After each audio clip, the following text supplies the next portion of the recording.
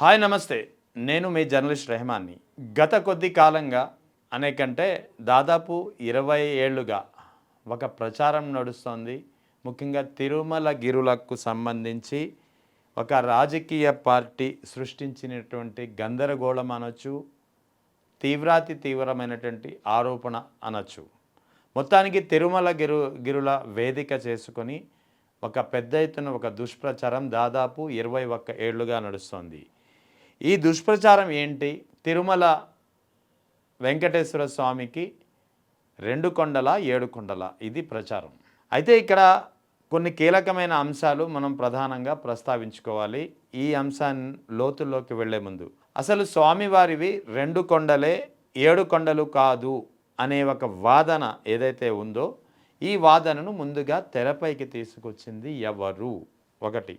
ఇక రెండవది, భక్తుల మనోభావాలతో చెలగాటమాడే ఈ కుట్రకు సూత్రధారి ఎవరు? పాత్రధారులు ఎవరు?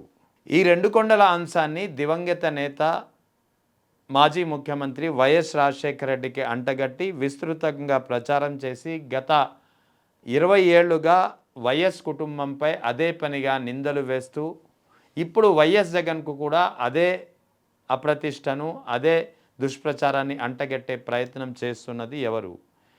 ఈ మొత్తం వ్యవహారం అంటే ఇక్కడ ముఖ్యంగా 3 అంశాలు పైకి తీసుకొచ్చాను ఇప్పుడు మీ ముందు.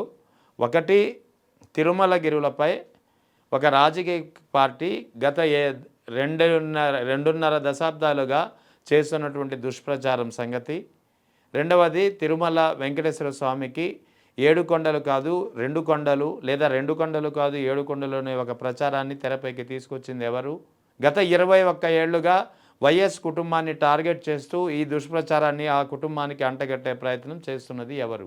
ఇది ఇప్పుడు ప్రధానమైనటువంటి అంశాలు. సో ఒక్కొక్క అంశం ఇప్పుడు చాలా క్లియర్గా మీ ముందు ఉంచే ప్రయత్నం నేను చేస్తాను. ముఖ్యంగా 2005లో ఈ మొత్తం ప్రచారానికి నాంది పడింది.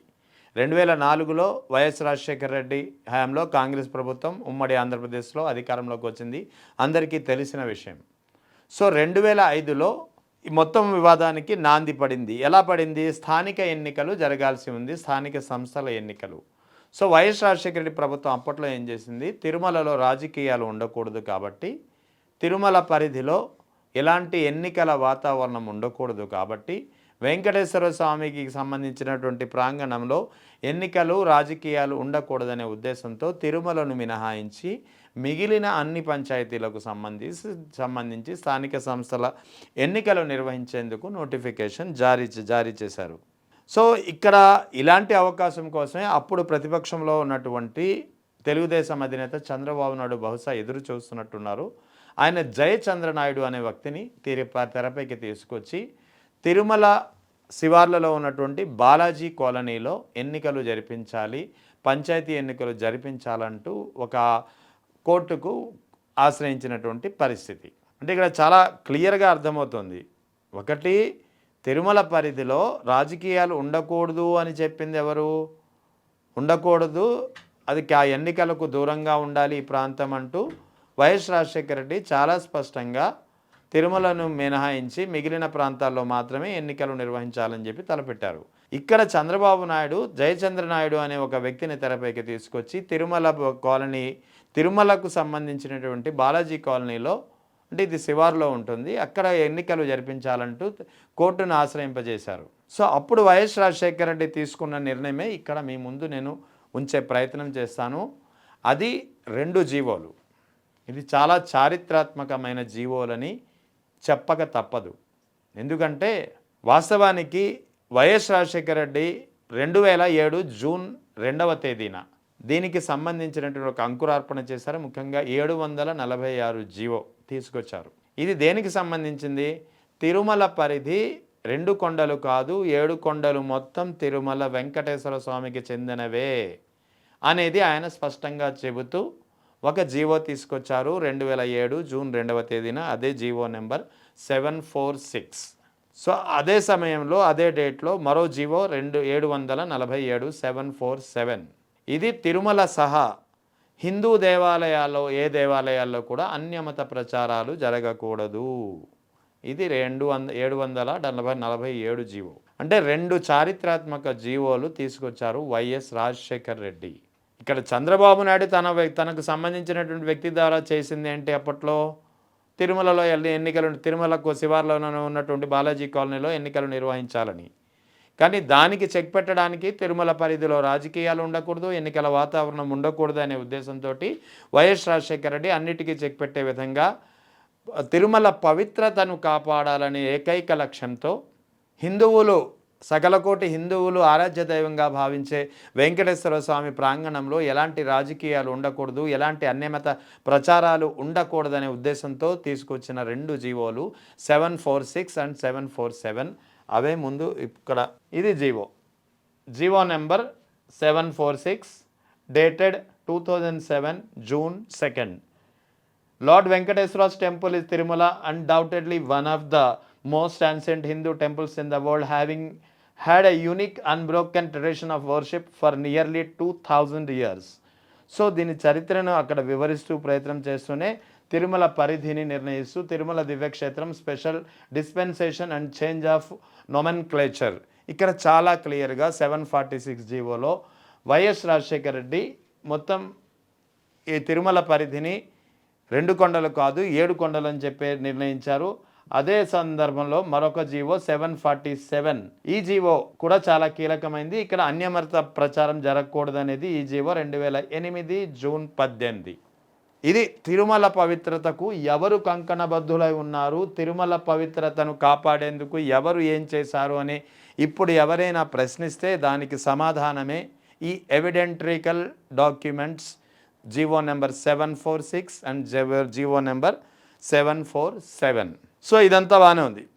సో ఇక్కడ క్లియర్గా అర్థమైంది, తిరుమల పరిధిని నిర్ణయించింది, తిరుమల పరిధి 2 కొండలు కాదు 7 కొండలు అని చెప్పి నిర్ణయించింది, తిరుమలలో అన్యమత ప్రచారం చేయకూడదని చెప్పింది 2 జీవోల ద్వారా అప్పటి ముఖ్యమంత్రి వైఎస్ రాజశేఖర్ రెడ్డి మాత్రమే.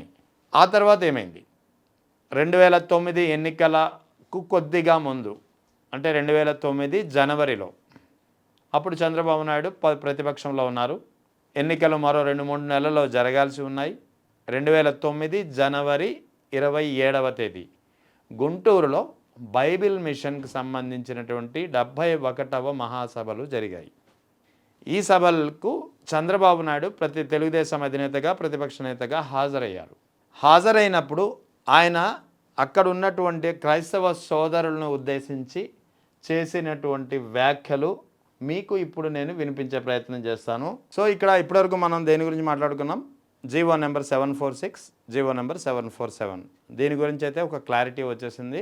తిరుమల పరిధి 7 కొండలు 2 కొండలు కాదు అని చెప్పి మొట్టమొదటిసారిగా ప్రపంచానికి చెప్పింది, తిరుమల పరిధిని నిర్ణయించింది కేవలం YS Rajasekhara Reddy GO number 746 ద్వారా. జీవో నెంబర్ 747 ద్వారా తిరుమలలో పవిత్రమైనటువంటి హిందువులు పవిత్రంగా భావించే తిరుమల క్షేత్రంలో ఎలాంటి అన్యమత ప్రచారం చేయకూడదు అని చెప్పింది.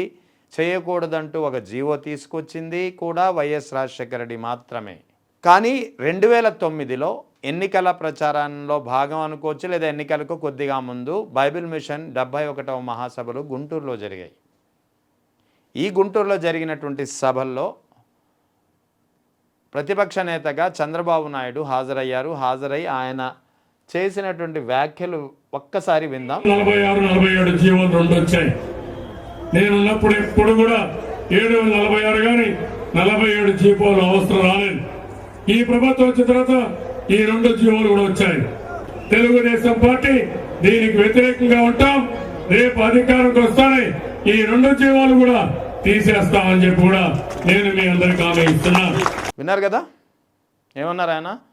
చంద్రబాబు నాయుడు గారు, మేము అధికారంలోకి వస్తే ఈ ప్రభుత్వం 746, 747 జీవోలు, ఇందాక మీకు చూపించాను కదా, ఈ జీవోలను తీసుకొచ్చింది. ఈ జీవోల్ని మేము అధికారంలోకి వస్తే మేము వాటికి వ్యతిరేకంగా ఉంటాము, ఆ 2 జీవోల్ని రద్దు చేస్తాము అన్నారు. సో 2009లో బైబిల్ మిషన్ మహాసభల్లో చంద్రబాబు నాయుడు ఏమన్నారో విన్నాం. మరొక్కసారి వినిపించే ప్రయత్నం చేస్తాను, మరొకసారి వినండి.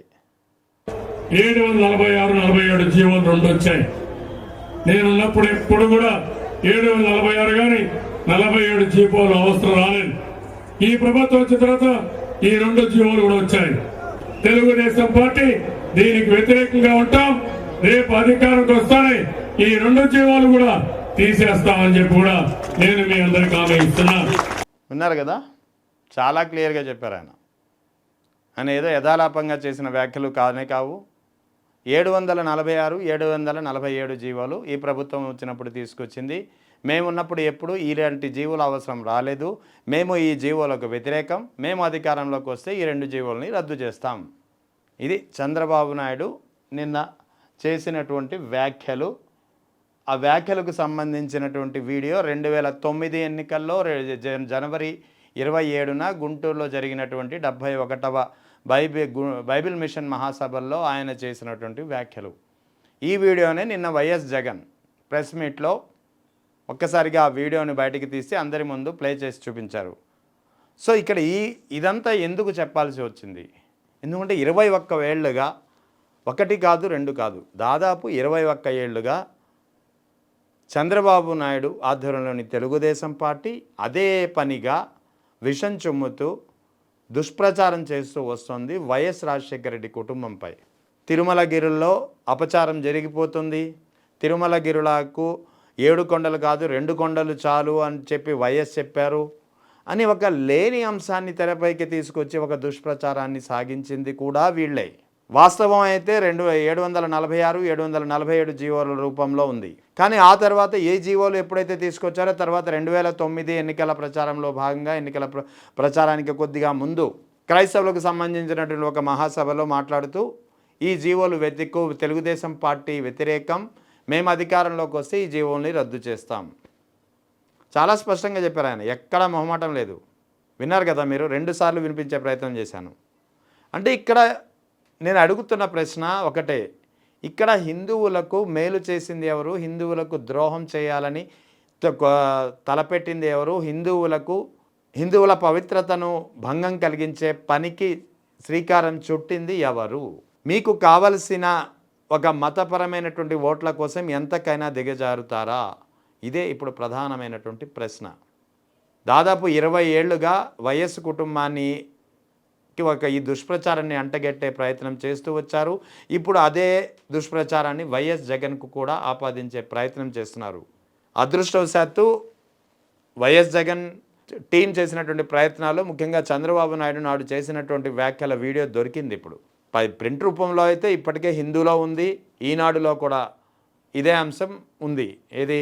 చంద్రబాబు నాయుడు చేసినటువంటి వ్యాఖ్యలు, మేము అధికారంలోకి వస్తే జీవో నంబర్ 746, జీవో నంబర్ 747 రద్దు చేస్తామని. ఇప్పుడు వీడియో స్పష్టంగా మీరే విన్నారు.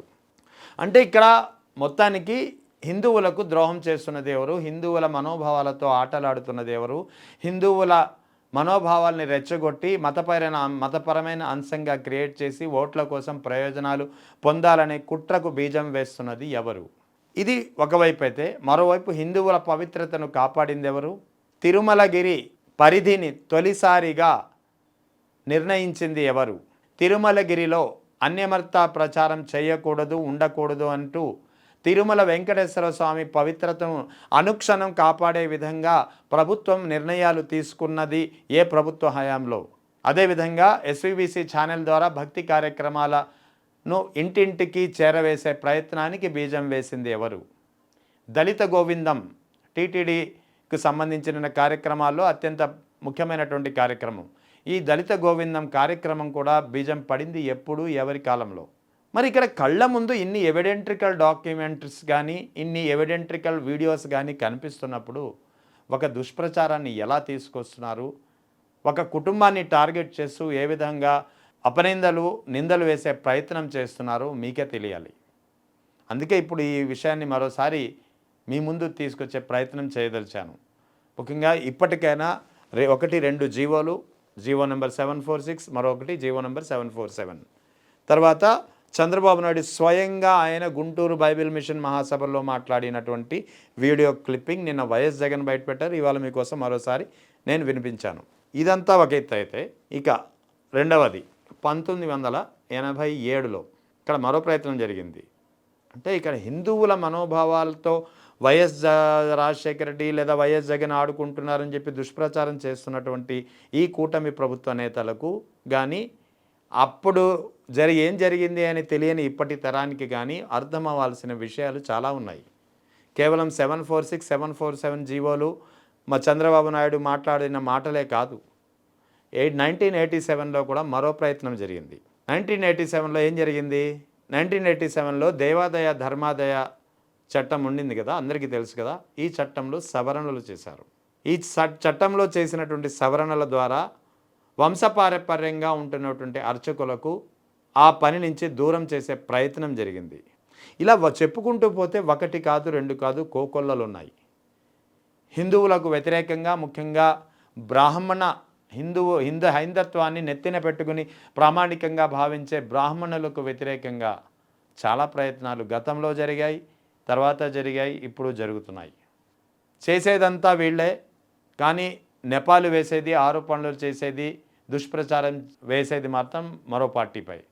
సో అందుకే ముఖ్యంగా అసలు తిరుమలగిరి విషయంలో ఏం జరిగింది గతంలో, తర్వాత ఏం జరిగింది, ఏం జరగబోతోంది, ఇవన్నీ కూలంకషంగా ఇప్పటి తరానికి చాలామందికి అర్థం అవ్వాలనే ప్రయత్నంలో భాగంగానే ఈ ప్రయత్నం మరోసారి మీ ముందుకు తీసుకొచ్చే ప్రయత్నం 747, 746 జీవోలు తీసుకొచ్చింది వైఎస్ రాజశేఖర రెడ్డి. 746 జీవో తిరుమల పరిధిని మొట్టమొదటిసారిగా 2 కొండలు కాదు 7 కొండలు అని చెప్పి నిర్ణయించారు. 747 జీవో తిరుమల సహా హిందూ దేవాలయ ప్రాంగణాల్లో ఎక్కడైనా అన్యమత ప్రచారం జరగకూడదు అనేది 747 జీవో. ఆ తర్వాత ఈ 2 జీవోలను రద్దు చేస్తాం, మేము అధికారంలోకి వస్తే మేము వీటికి వ్యతిరేకం అని చెప్పినటువంటి చంద్రబాబు నాయుడు వీడియో క్లిప్పింగ్ కూడా విన్నాం. ఇక దేవాదాయ ధర్మాదాయ శాఖ చట్టంలో సవరణలు చేసింది కూడా అప్పట్లో తెలుగుదేశం ప్రభుత్వమే.